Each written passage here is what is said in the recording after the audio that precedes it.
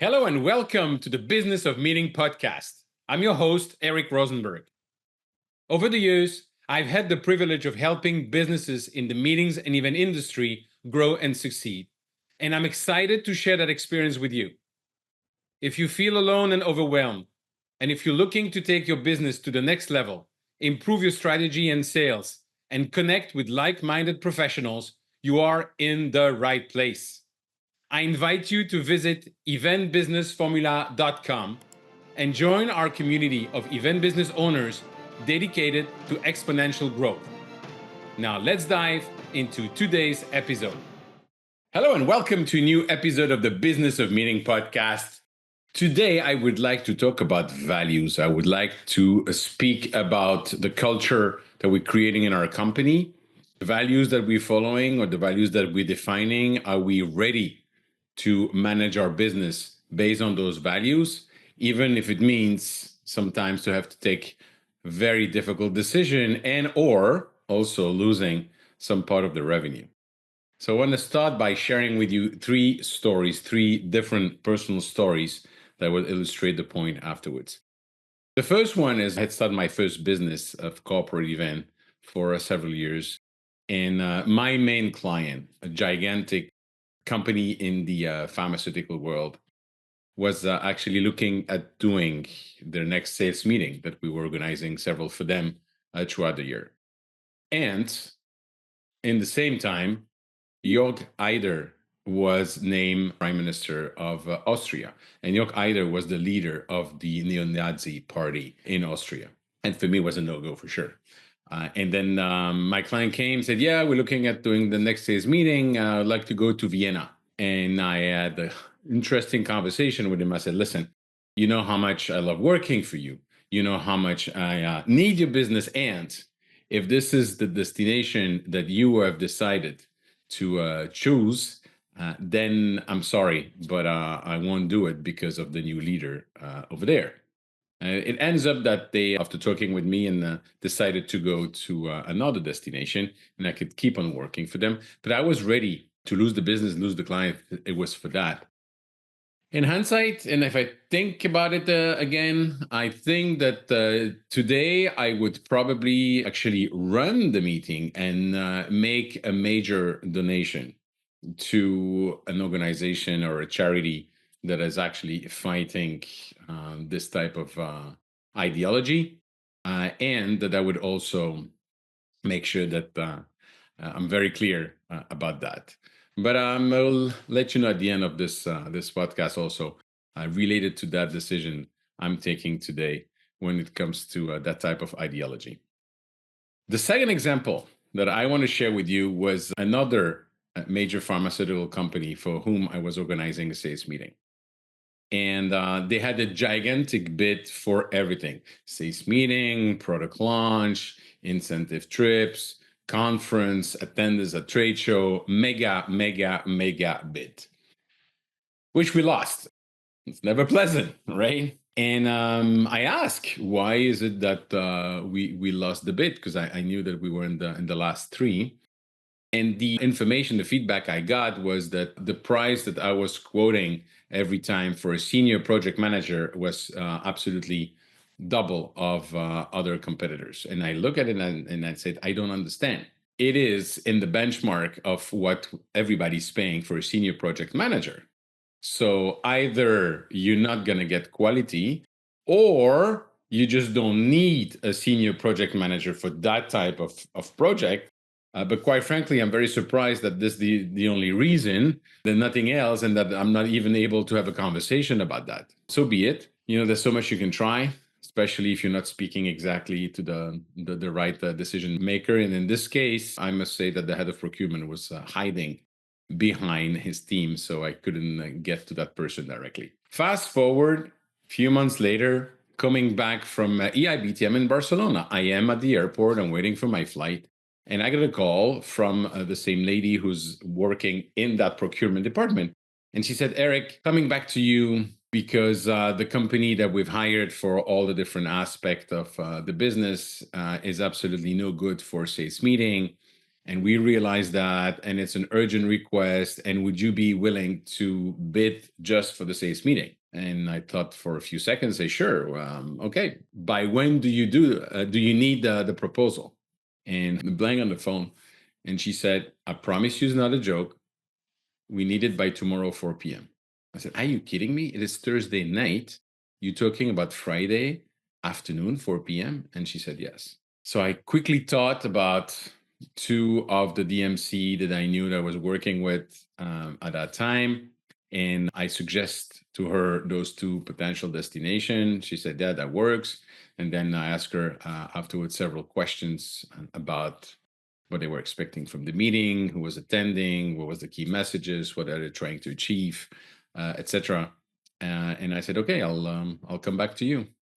And one of the two potential destination was Marrakesh in Morocco, and my partner on site was still in Barcelona. And I called him. I said, listen, this is not a joke, and I know that you're not flying home tonight. If you are game, this is the opportunity. That means that you have to work now, tonight, that I'm flying home and I'm going to work all night as well. And that we need to be ready by tomorrow afternoon, which we did. And, and we won the bid, and we won the organization of the sales meeting. And it was absolutely phenomenal. We had 6 weeks to put it together. And based on all the criteria that I've always been using the last 5 or 6 years to evaluate sales meeting, it was the best that they had in several years, which of course we were very proud of.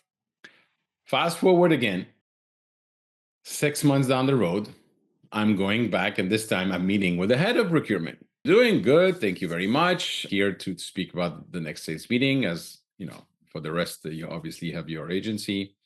And he said, yeah, by the way, you need to reduce your fee by at least 30%. And I look at him and said, why are you doing this? I save your butt, just to be polite, last year. I didn't charge you more. You had amazing results. It was the best sales meeting. And now you're telling me that I need to reduce my fee, and I need to reduce from 30%. This is not profitable. Well, other agency will work for that. I said, really? And then what would you do if they go belly up? And at that moment, he looked at me with a big smile and said, I'll find another one on the internet. And I went, okay. And I stood up, I shake his hand and say, thank you very much. We're done here. I said, what do you mean? I said, I'm done. No, but we can, no. If this is the way you are looking at the service we are providing, even after having delivered an amazing project last year, you know what? I don't want to work with you. And I left.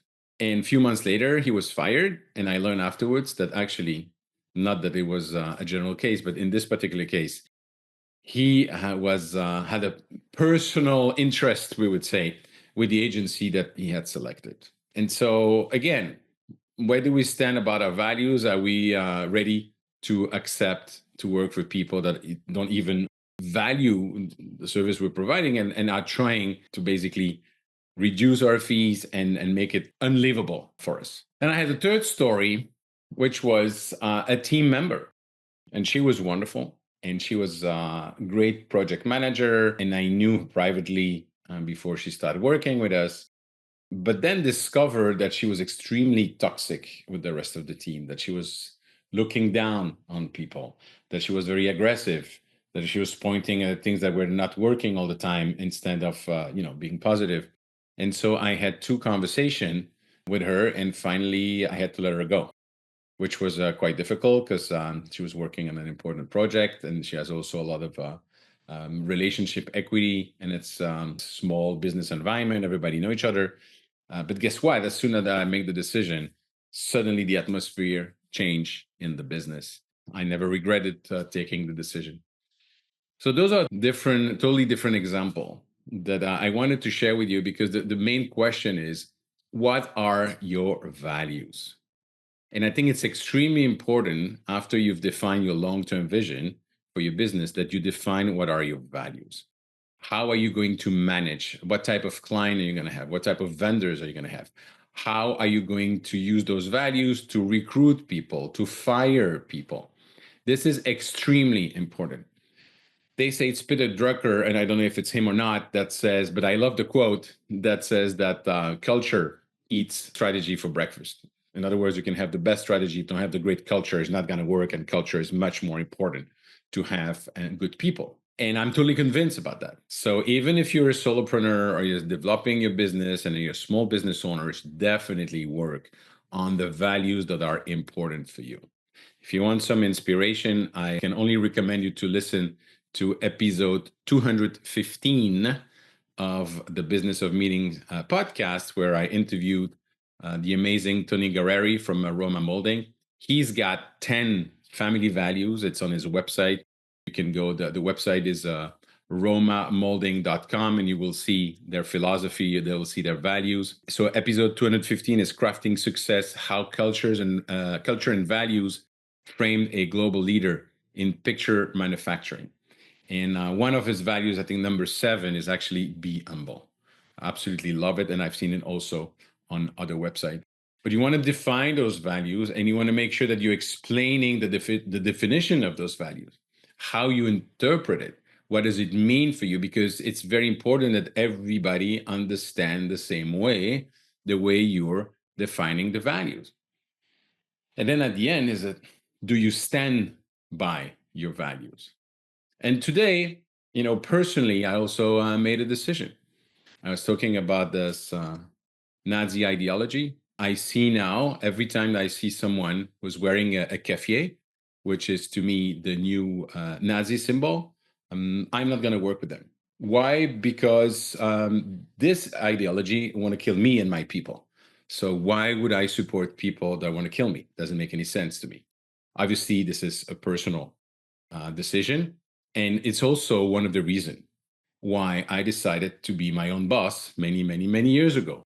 If you're working for a corporation, if you're working for an association, if you're working for an organization, and you're not aligned with their decision and you're not aligned with their values, you have 2 options: to not say anything or to leave. And in the particular case of being an entrepreneur, you have 3 options: lead, follow, or get out of the way, which is something that I've always tried to apply. And this is why I'm strongly encouraging you to define your values, to define what's important for you, to define how is it that you, the type of people that you want to be recruiting, the type of people that you want to be working with, the type of people you want to be working for in terms of your customer. At the end of the day, the most important thing is you, is your health, is your mental health, and the wellness. And the wellness start by being aligned with what you do. It's not always easy. I know there's a financial component that come into the game, but and at the end of the day, when you are aligned with your values, you have much more energy, you have much more clarity. People sees it. You cannot please everyone, and you will always find people that are aligned with your personal values and want to do business with you. Let me know what you think. If you agree, if you disagree, write to me, get a comment. Looking forward to meeting you or meeting you again at the next industry conference. Thank you. Have a great day. Thank you for tuning in to the Business of Meeting podcast. I hope you found today's episode valuable. If you enjoyed the show, the most important thing you can do is leave a review and share it with your colleagues. It really helps spread the word. I truly appreciate your support. And if you're ready to take your business to the next level, don't forget to visit eventbusinessformula.com to learn more about how we are helping even business owners like you. Thanks again for listening, and I'll see you next time.